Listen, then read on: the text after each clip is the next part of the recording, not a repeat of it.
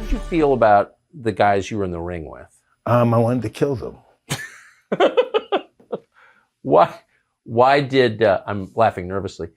The blind stares of a million pairs of eyes, looking hard but won't realize that they will never see the P.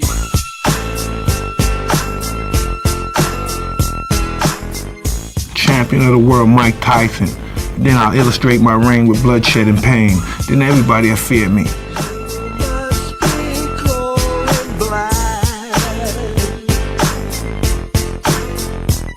Give me my money in stacks and lace my bitches with John figures. Real niggas fingers on nickel plated non-triggers. No one failed more than I did. I deserved all the credit I received. Nobody's seen more than I've seen. None of these fighters, none of these athletes. I'm the king of the barbarian. There's no one that could surpass me in the pain I've endured. They got me stressed out on death row. I seen money, but baby, I got to get more. You screaming, go to pop, and I ain't stopping till I'm well paid. Bills paid now, nigga, look what hell made. Visions of cops and sirens. Niggas open fire, bunch of thug life, niggas on the ride until I die. I take the life, that's what I do. And when I'm rolling by, niggas can't see me. I'm ordained for this. I've been to Valhalla. I've seen the most vicious and most cruelest and coldest white people in the world. They accept me. Well, I used to want to let them know I'm from Brownsville, Brooklyn. I'm not afraid of nobody. In the ring or out of the ring, they got a gun or a knife.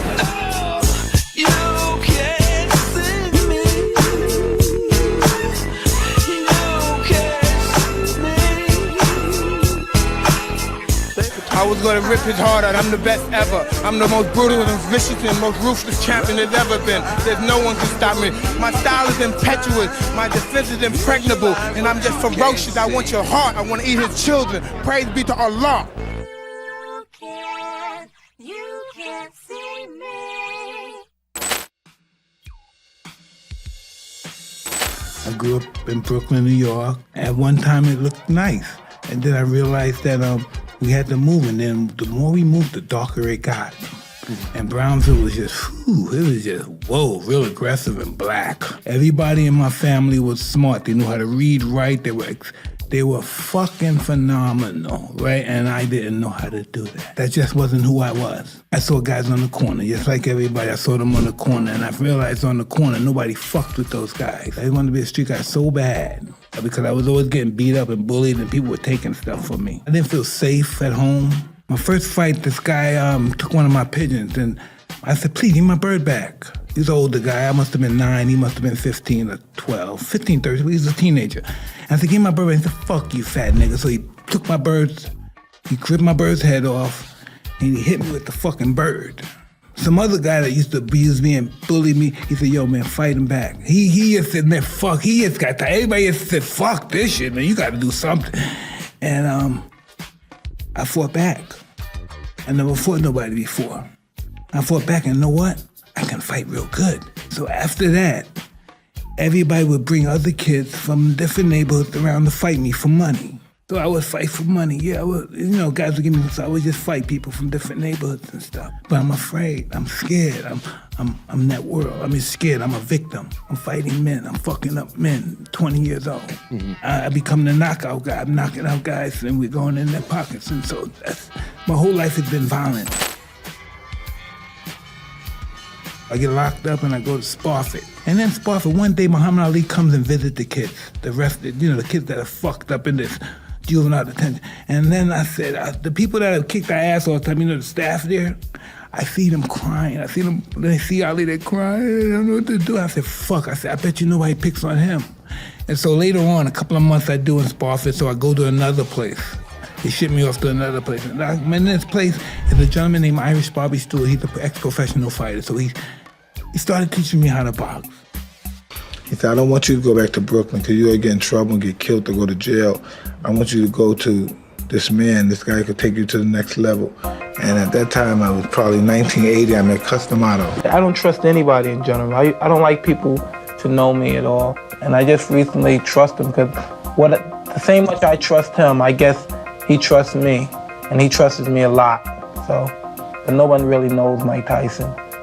Nobody's really friendly with Mike Tyson. Why? Except Custom Auto. Custom Auto, he didn't let me box. He would just talk to me for like 2 or 3 weeks about fighting and the psychology of fighting. Fighting wasn't nothing physical, it was all spiritual. Your mind is not in your work. There's something distracting you. As time was going on, this guy he kept saying these, he said, man, you're a great fighter. He kept saying, you're the greatest, you do splendid, you look great, you're looking better. He just kept giving me compliments about everything I did. I said, what's wrong with this guy? I never had the slightest idea. He was just building up my confidence. But as time went on, I understood what he was doing. As I became an adult, I understood he was building up my confidence. But I put myself together with the discipline I learned from Cus, and I went in the ring and I scored a third-round knockout.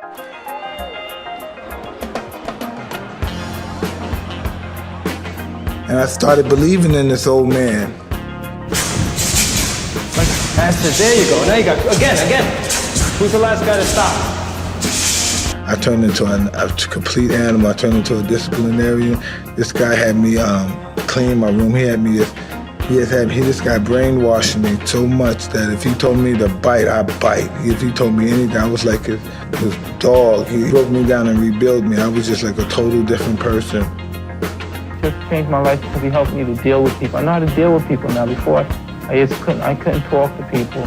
I always want to be alone, and now I learned how to deal with anyone. I could talk to anyone, even about their problems. It's like a father and son relationship. Even though he is my manager and trainer, sometimes I forget that because of the way we are. The first day he met me, he took me in his house. He didn't even know me. I can say honestly, I have a very deep affection for him. I do. To me, he's my boy. He's with me. I often say to him, I owe you a lot, and he doesn't know what I mean, but I'm going to tell him now what I mean. If he weren't here, I probably wouldn't be alive today.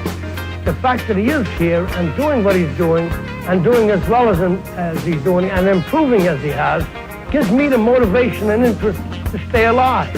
Because I believe that a person dies when they no longer wants to live.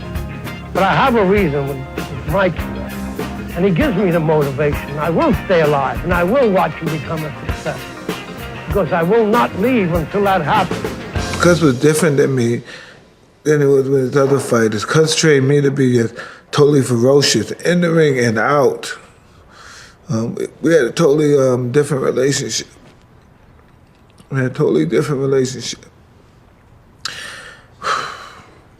When Cus D'Amato died, I was in New York City. I was in the Manhattan section of New York City, Lower East Side.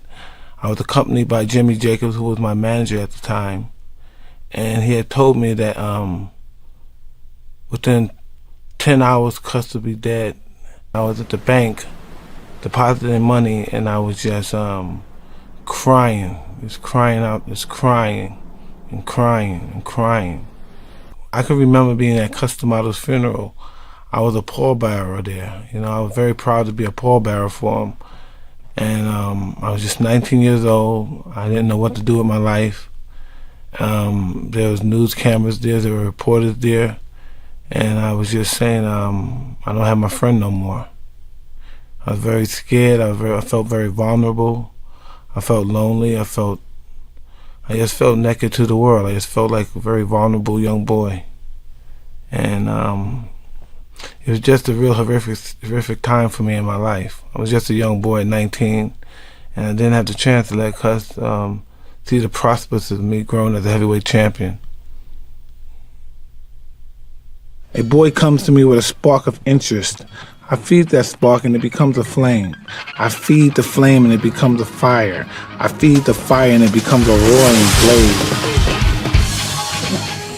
I can remember boxing for the heavyweight championship of the world. It was November 22nd, 1986. I was fighting against Trevor Berbick. The greatest fighter that ever lived was Muhammad Ali. And he had just took a humiliating beating by Trevor Berbick, and I was angry, and I was looking for revenge. And I can remember Ali coming to me in the ring, because he was introduced to the ring, and Ali coming to me and said, "Get him for me." Crushing right hand. Wow with the left hook. I wanted to decimate him. I know if I decimated him, everybody would know I was a serious contender. Bangs the body. Wow, with that uppercut of Tyson. Catches him with a right left hook, and he goes down. I'd like to dedicate my fight to my great guardian, Cus D'Amato, and I'm sure he's up there and he's looking and he's talking to all the great fighters and saying his boy did it. He's smiling, that's right.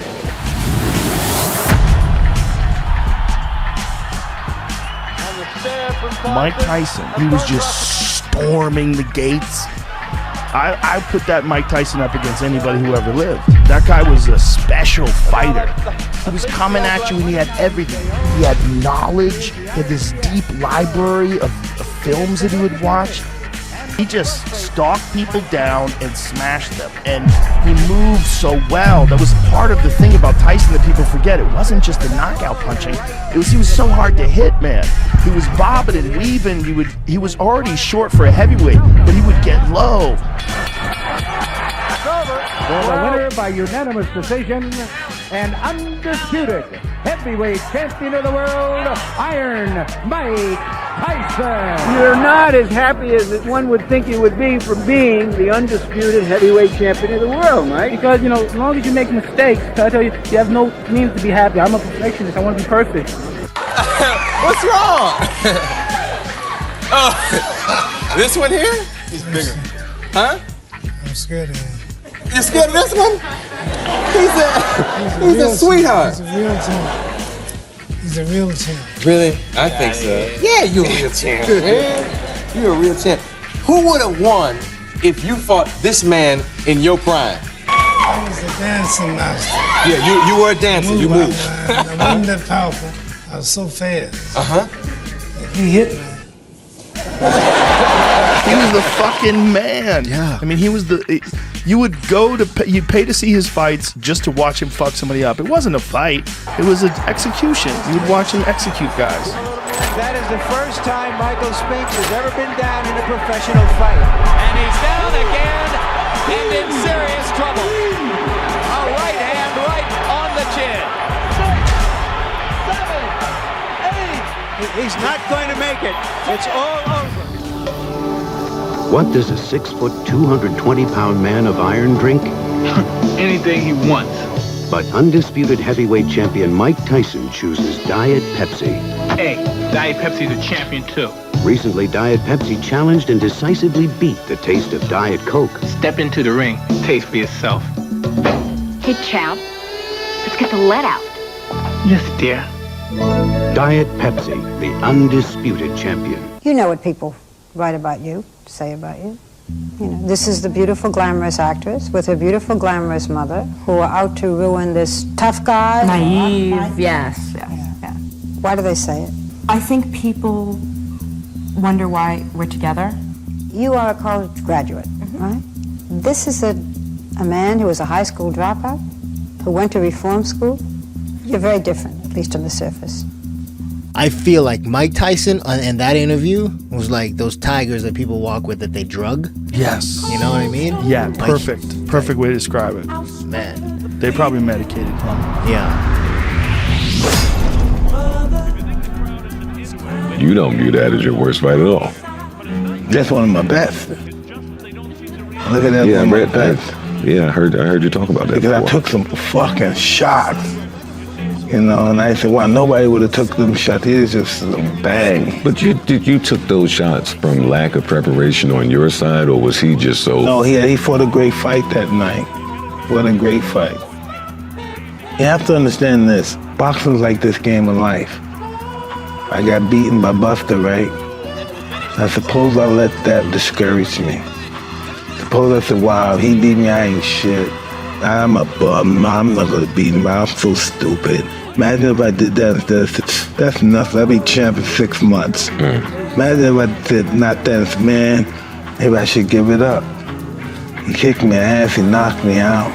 Maybe I don't got the heart for this no more. I would never do that. I'm just listen. You think the great Mike Tyson would let something small like that discourage him? Getting beaten? You know, life is about coming back. I'd have to say, you come in and you come ready. You understand? Because I'm gonna come ready. You understand? Okay. Okay, you know that. I don't know why you talk to me like that when you know I'll kill you for it. I'm gonna go in there and we're gonna fight. And that's the bottom line. Oh man, I can't wait till the 28th. I'm gonna make you my girlfriend.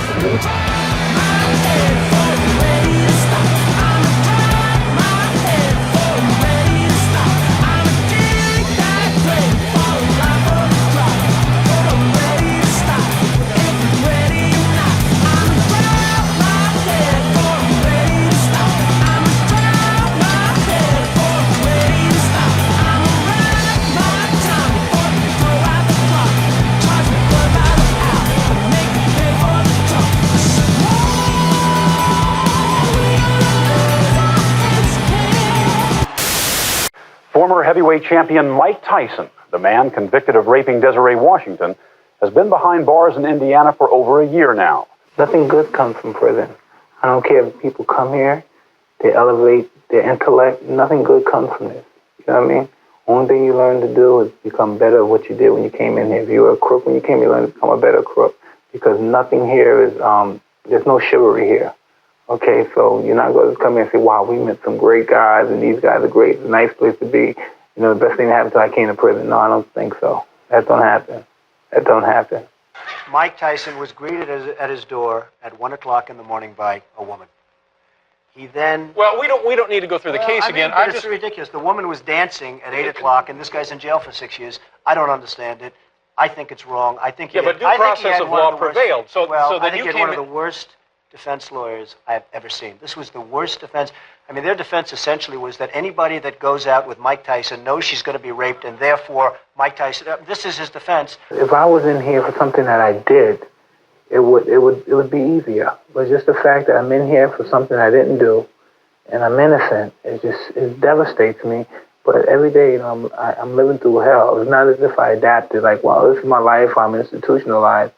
It's every day I'm walking a thin line through hell. I've spoken with several of those jurors, 4, as a matter of fact, who said, had they known what they know now, you probably would not have been here.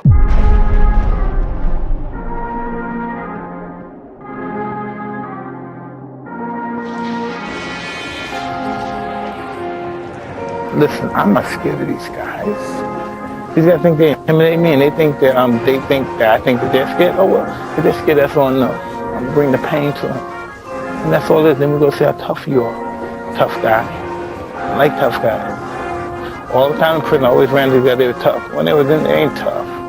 When they get confronted, they ain't tough. When I bring that pain to them, they ain't tough. They ain't never. They think they know they've been around crazy niggas. Oh no, they don't know one. They don't know a crazy nigga. No, they really don't. That was the most terrifying looking Tyson ever. He just looked like he was made out of steel. Tonight, making his return to the ring, and he is back, ladies and gentlemen, introducing the one, the only, Mike Tyson!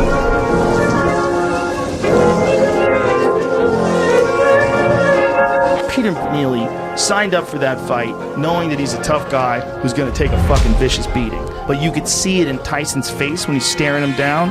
There's this crazy, he's following him everywhere he goes, like a predator, dude. It's like a predator who can't wait to get the green light to let the genie out of the bottle. Cus D'Amato once told him your greatest asset can become your greatest weakness.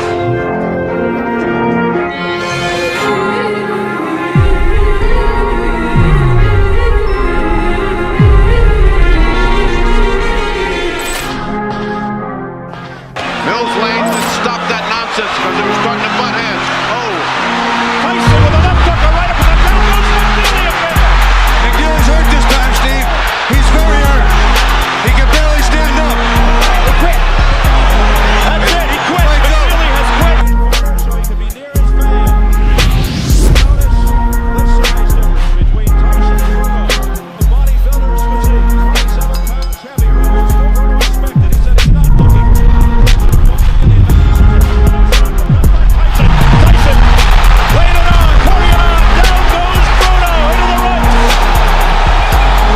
The new WBC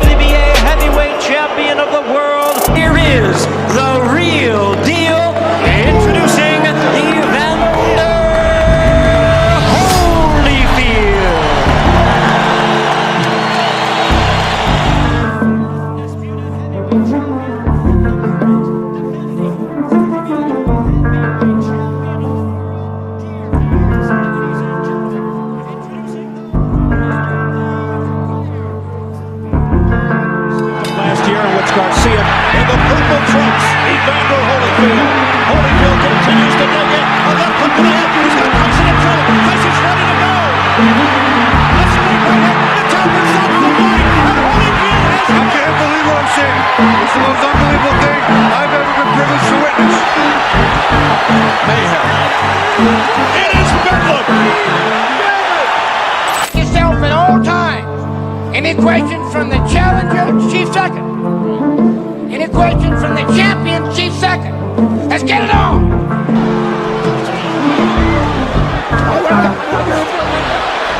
What happened here? He got bit, I think. Evander Holyfield, look out, he's pushed right here, above us by Tyson. Well, and that hurts like hell, but he certainly had a big bite. And that's a dangerous bite.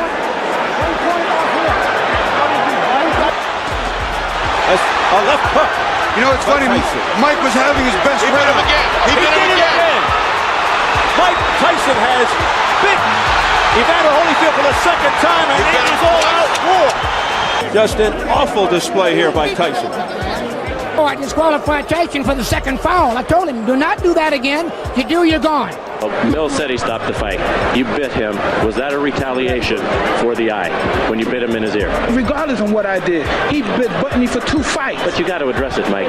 Why did you bite him? No, I did address it. I addressed it in the ring. Why did you do that, though, Mike? I mean, was that the proper response? Look at me. Look at me.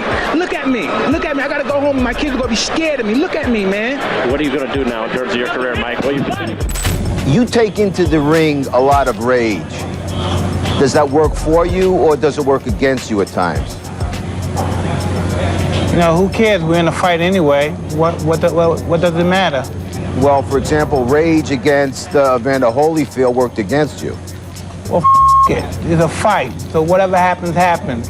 Mike, why do you have to talk like that? Well, I'm talking to you the way I want to talk to you. Do you have a problem? Turn off your station. You know what? I think we'll end the discussion right now. Then we could. You got it. Have a nice fight, Mike. Off. Wow, from close range we official. Wow, cocaine money and pistols. Wow, goddammit, I got issues. My God, can't be serious. Here we go. First minute will be very telling. Savarese has to get some respect because Mike's only got Within seconds, down goes Savarese. I was going to rip his heart out. I'm the best ever. I'm the most brutal and vicious and most ruthless champion there's ever been. There's no one can stop me. Lynx is a conqueror. No, I'm Alexander. He's no Alexander. I'm the best ever. There's never been anybody as ruthless. I'm Sonny Liston. I'm Jack Dempsey. There's no one like me. I'm from Nairclaw. There's no one that can match me. My style is impetuous. My defense is impregnable. And I'm just ferocious. I want your heart. I want to eat his children. Praise be to Allah. Ammunition. You don't want to deal with these fucking consequences. Fuck boys should tighten up a whole lot. I got some niggas with me down for running up in your spot. And Put your mother in the straight jacket, you punk ass white boy. Come here and tell me that if I fuck you in your ass, you punk white boy, you faggot. You can't touch me, you're not man enough. I eat your asshole alive, you bitch. Fuck you, you hoe. Come and say in my face, fuck you, ass for everybody. You bitch. Come on, you bitch. You're scared coward. You're not man enough to fuck with me. You can't last 2 minutes in my world, bitch. Look at you scared now, you hoe. Scared like a little white pussy. Scared of the real man. I'll fuck you so you love me, faggot.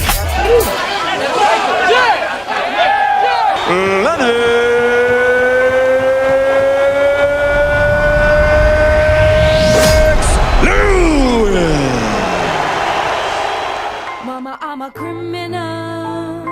Mama, I'm a criminal. Mama, I'm a criminal. Criminal.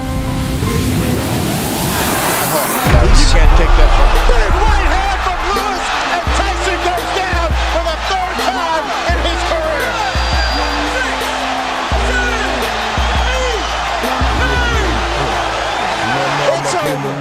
С голыми руками или в руках АК.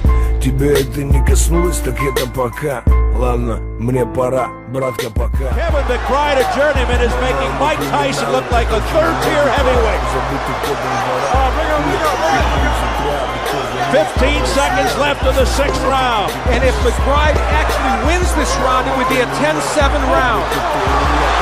I realize I don't think I have it anymore because I got the ability to stay in shape, but I don't got the fighting guts, I don't think, anymore. I'm just sorry I let everybody down. I just don't have this in my heart anymore.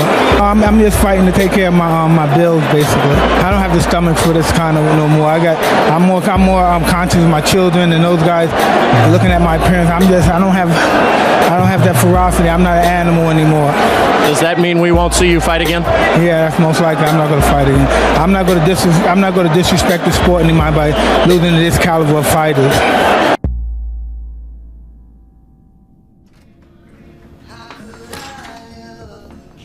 Come on. Do we need a musical? Hey! Shh! Don't make any sudden movements. Who the hell are you? Oh, who the hell are you? Quiet. Mike Tyson? This is my favorite part coming up right now.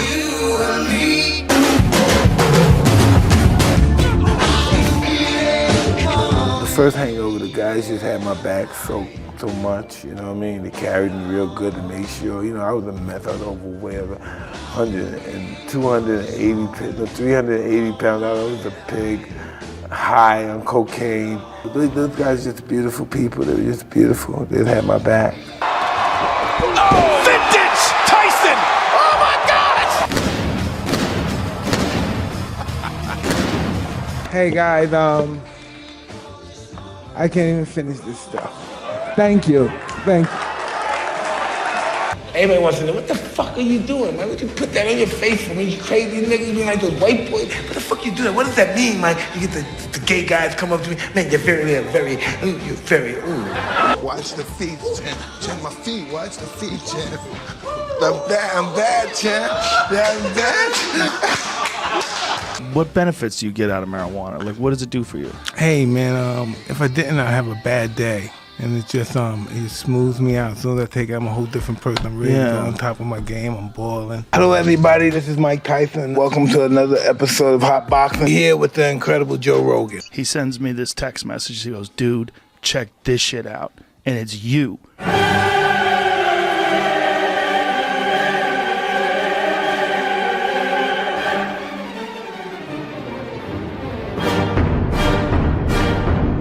What happened? Because the last time you were in here, you were talking about how you didn't want to work out. Yeah. Because it would ignite the ego. I was discussing my wife something about me being overweight, and she said, well, why don't you just get on this treadmill for 15 minutes a day? I said, she said, just 15 minutes. So it went from 15 minutes a day to 2 hours a day. And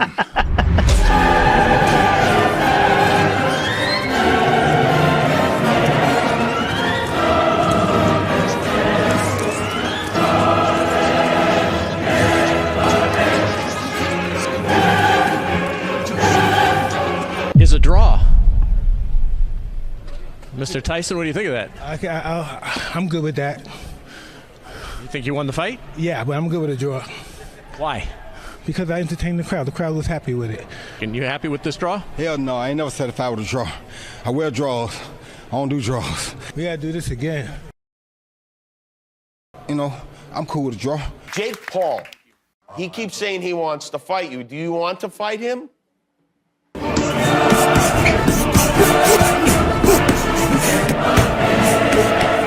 That could be very interesting. It could be interesting.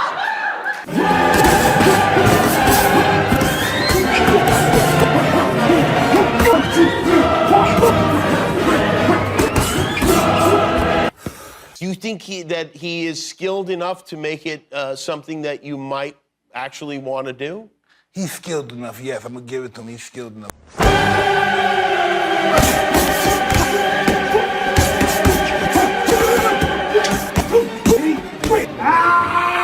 You still want to fuck with me?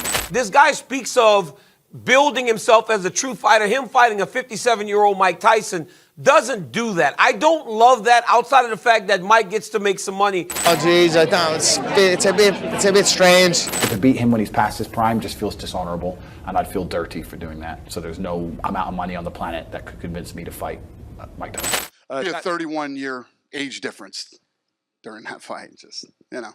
I mean, how old is Mike Tyson, 60? 57. 57. Jake Paul? 27. You are a disgrace of a man. You are the epitome of weakness. You are the scum of the earth. The fact that you even have a platform or anything of that nature is a slight on society. You truly make me disgusted. And if I ever encounter you in real life, I hope that I just don't lose my shit and go to prison. These people that think that he don't stand a chance against Jake Paul, they're like, this shouldn't even, like, because he's too old. I was like, I think you're crazy. Well, they're definitely uninformed. You don't lose that much ability. To a good event, people say, oh, it's shit, and this, that, and the other, but I bet they still watch it. Who's not intrigued? The only thing I'm worried about is Father Time. That's one thing that has never been beat. And Tyson's, he's older now.